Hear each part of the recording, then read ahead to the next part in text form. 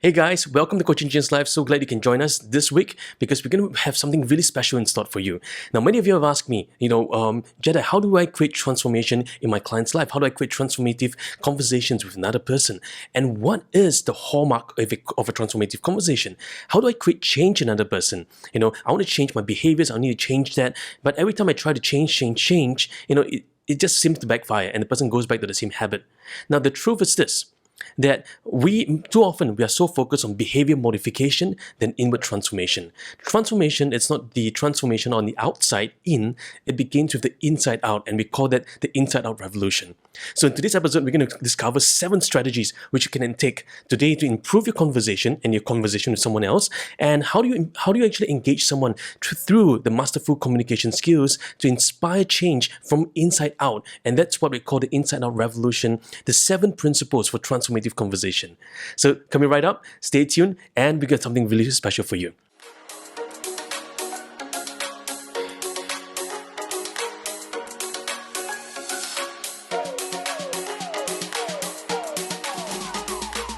Now, in this episode, when we explore the transformative portion of coaching and conversations, many people ask me, what's the difference between coaching, conversations, and leadership conversations and daily conversations? Well, coaching, it's a competence that everyone needs to have. In this day and age, people have asked me, okay, so Jenna, what's the next thing I need to learn? Why must I learn coaching? Why must I learn this skill? I thought coaching is just for coaches.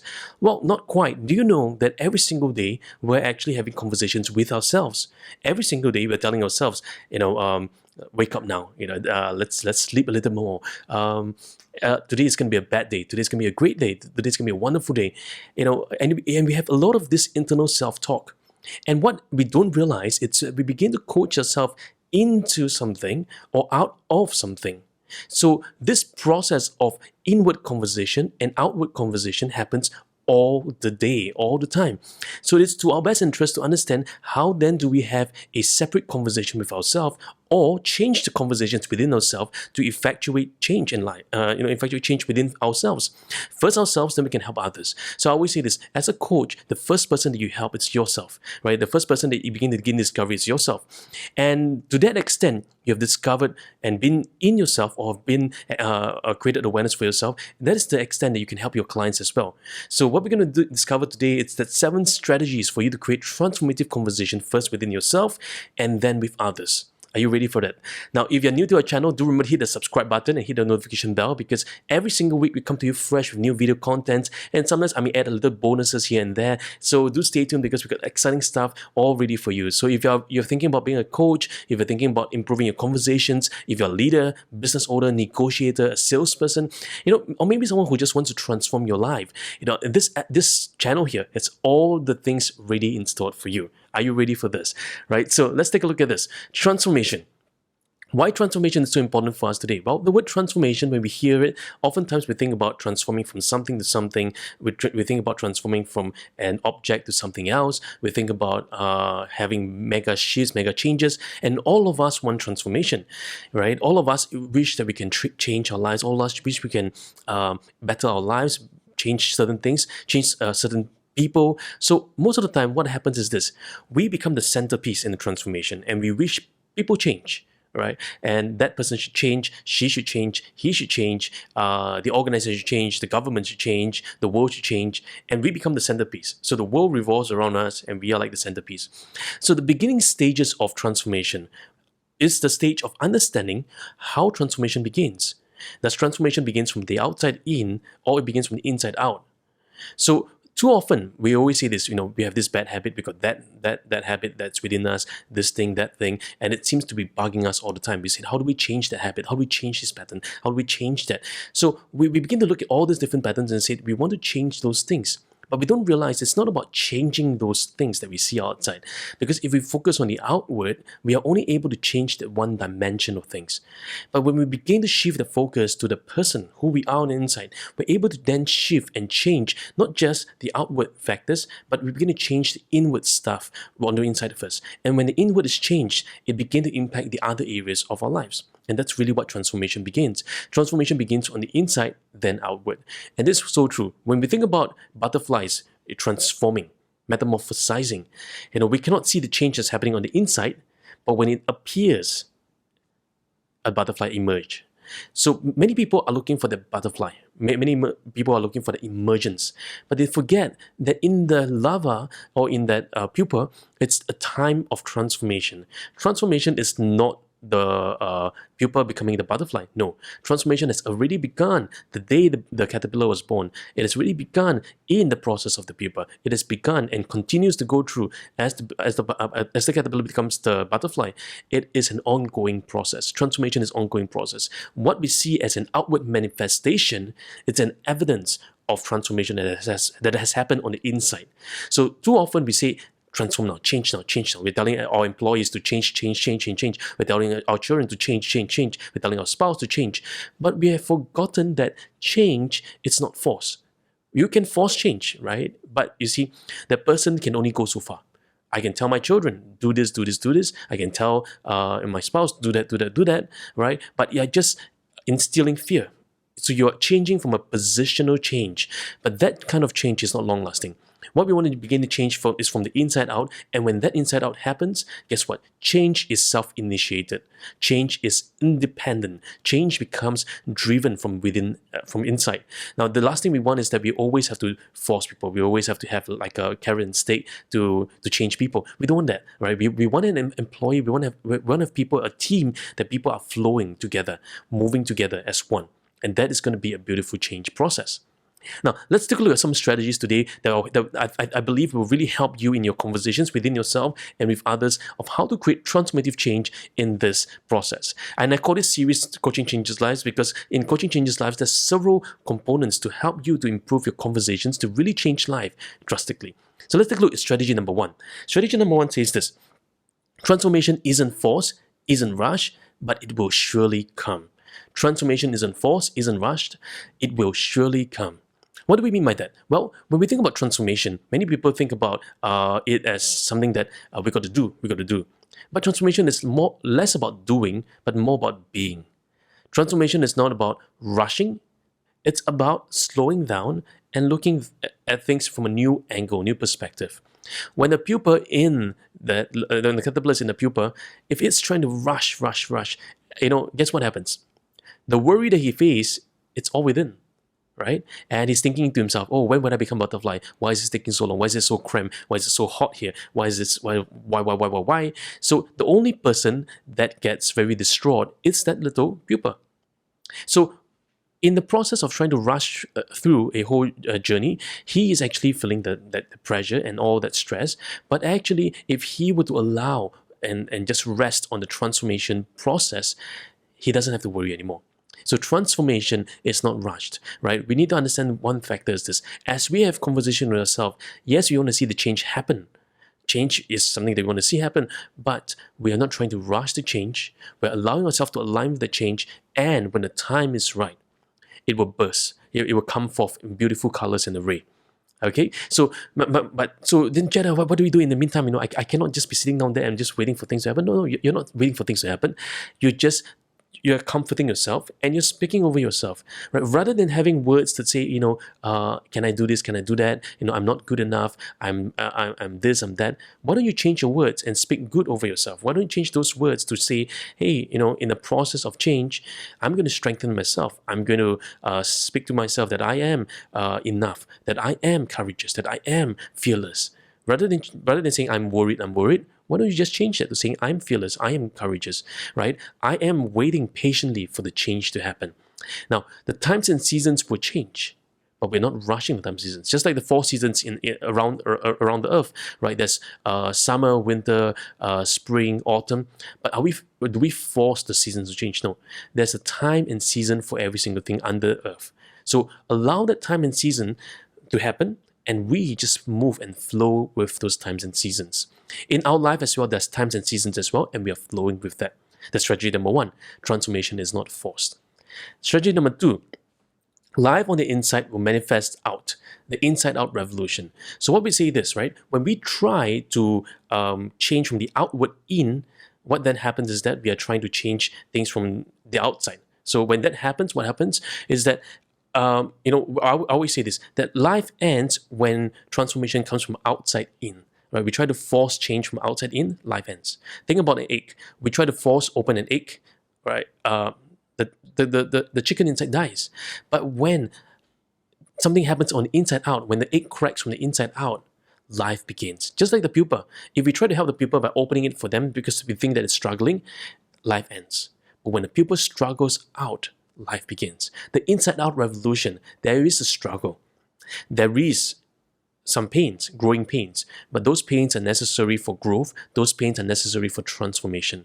When the pupa is struggling out of his pupa, right, it is actually to strengthen its wings. When the chicken is trying to get out of is to strengthen its wings as well as strengthen its body. So all that struggle, it's going to be really important. So sometimes as coaches, as someone in authority, we see our team struggling and we wish to rush to help them. Yes, we do want to help them, want to support them. But the last thing we want is to overly help and then we end up affecting the transformation process. Right? We end up affecting every single thing. For example, think about this. If you have a kid and every time the kid says, Mama, can you help me with wearing my shoes? And every single day you're wearing the shoes for them, guess what happens? Well, they never learn how to actually tie their own shoelace because they never learn the struggle of learning a new skill. So you see, there's an attribute, there's something that's attached to transformation, and that is pain. There's a growing pain process. That's number 2.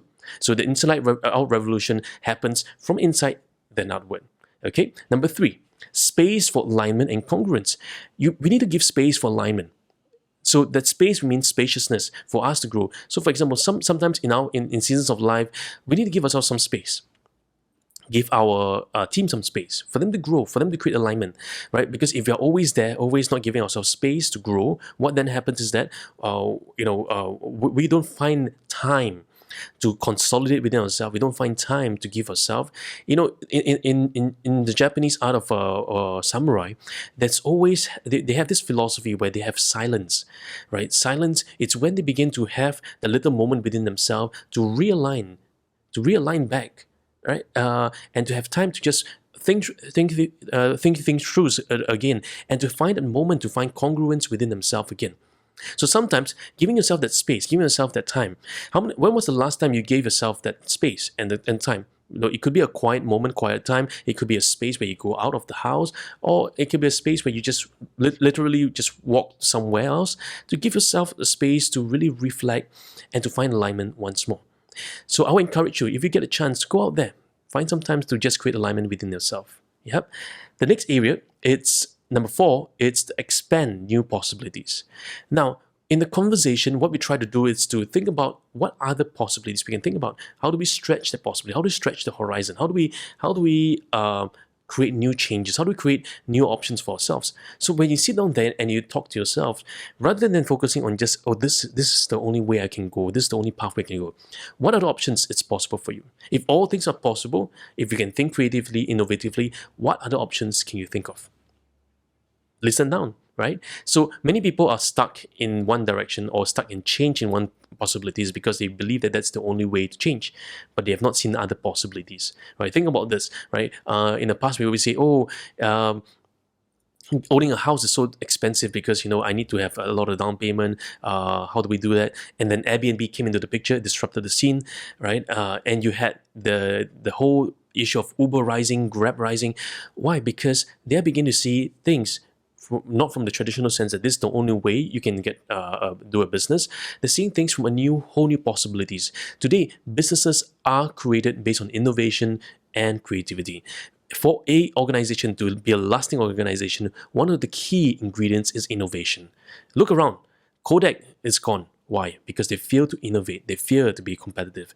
Nokia, once a forerunner in the mobile phone industry, but because they feared to innovate, they got so comfortable with what they're doing that they say, hey, the competitors will not run ahead of us, and it's gone.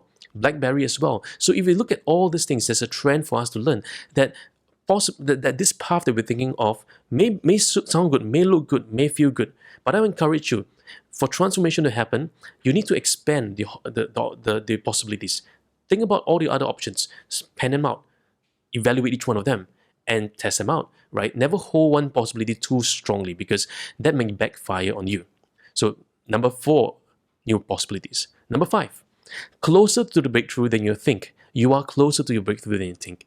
So many people feel, hey, when is the breakthrough coming? When is the breakthrough coming? And they're so stressed about it, but they don't realize that they're just there. They're just right there, right? Sometimes I call this, sometimes, how many of you have conversations with people before, right? It's right in their face, but they cannot see it yet. You wish you can tell them, you wish you can peel open the layers for their eyes, but they cannot see that. They cannot see right in front of them. So I would say this, be patient. Savor the moment. Savor that every single moment of the way. Don't rush into it. Don't try to force it. It will surely happen. We're not trying to force breakthrough. Breakthrough will surely happen. So people say, but I'm getting more confused. I said, hey, great. You see, breakthroughs only happen if you have confusion. Breakthroughs only happen when you have no sense of clarity, when you have conflicts. If everything is going peacefully, everything is going perfect, what breakthrough is there? Right? So the ingredient for breakthroughs, it's confusion. The ingredient for breakthroughs is messiness, it's chaos. Out of that imperfection births forth perfection. Out of that dust, out of that ugliness, birth forth beauty. Sometimes the most beautiful things on earth is when we see things from a whole new angle and we just be patient with it. And I encourage you in the transformative process, many people are so in eagerness to rush to see change happen, but they're not patient with the change. Be patient with yourself. Be patient with the change. When you go to the gym after working out one day, don't expect to get a six-pack. That doesn't happen. Then why are we expecting transformation within us to happen just one day? Give yourself the space. Give yourself the patience to see transformation happen. It will surely happen. Now, the next one is struggles within doesn't weaken you. Right? The struggles within, it's not strengthens you and not weakens you. So when we think about struggles within, we always say, I don't want to feel this struggle. But I say this growing pains. Growing pains are always useful. Think about an oyster. Once upon a time, I was telling the story of an oyster, the mama oyster and the baby oyster. And the baby oyster was complaining because a little speck of dust went into his mouth and is feeling very, very, very irritated by it. And he's complaining, Mama, I'm feeling this pain. And Mama tells him, hey, if you complain more and more, you'll feel the pain manifest more and more. And that's so true in our lives as well. The more we complain about something, the more it appears that the pain is so strong, it's so large, it's everywhere. But when we shift our focus away from the pain and just enjoy the joy and experience the process, guess what happens? Our attention is off the pain, our focus is now on that particular subject, right? And that strengthens us on the inside us. The little oyster, as he grows up, when he looks back and he says, hey, where's the pain? And Mama asks him, take a look at what's in your mouth. It's a pearl. The pearl of great price. Many people say, hey, wow, that's irritating me, but you do not know. Sometimes the things that seem to irritate you the most, seem to poke you the most, may be your greatest strengths. Sometimes your greatest weakness may be your greatest assets. Sometimes the things that seem to hold you back may be the thing that actually strengthens you in the next journey ahead. So I encourage you, whatever you're facing in terms of stress within yourself, don't stop there, right? You can think about it from a point that's stopping me, or you can say, hey, that is empowering me. Or you can say, this setback is causing me to go backwards. Or you can say, these setbacks will be my greatest comeback. How are you seeing your world today? Will change your conversation as well. Next, let the greatness from within shine. Let the greatness from within shine. So I always say this transformation, it's recognizing that there's greatness within you. Each and every single one of us on planet Earth, there's a greatness within us. But many of us say that, no, but that person is greater than me, that person is greater than me. Now, by greatness, I'm not saying in terms of wealth, I'm not saying in terms of assets, I'm not saying in terms of positions.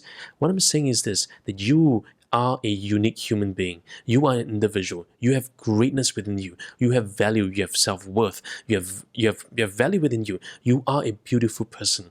Every one of us have the intrinsic worth. Every one of us human beings, you are worth something. You are worthy, right? So each one of us have a self-worth, and you must begin to realize that you have greatness within you. You're not trying to attain greatness.